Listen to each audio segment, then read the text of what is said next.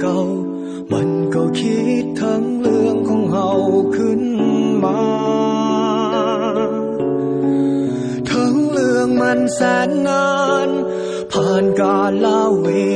ลาแต่คิดขึ้นมาเมื่อได้แล้วใจยิ้มอยู่ที่ห้อง52เลี้ยวมองเข้าไปเห็นภาพเก่า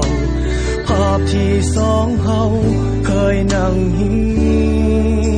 ยนโต๊ะตั้งไม้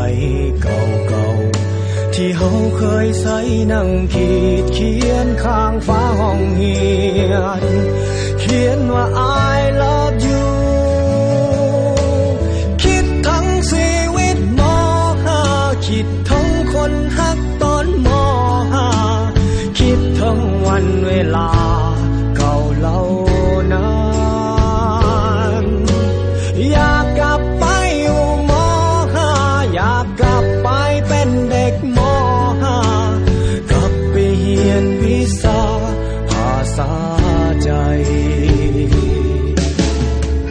พอกลับมาถึงบ้านลองค้นภาพถ่ายเมื่อวันวานเห็นภาพสองเท่านั้นกับเพื่อนฝูงทุกคนยิ้มแย้มแจ่มใสยังจำตอนนั้นงานปีใหม่ทุกคนนั้นห่วงใจออกเงินจัดงานอยู่ที่ห้อง52เลี้ยวมองเข้าไปเห็นภาพเก่าภาพที่สองเฮา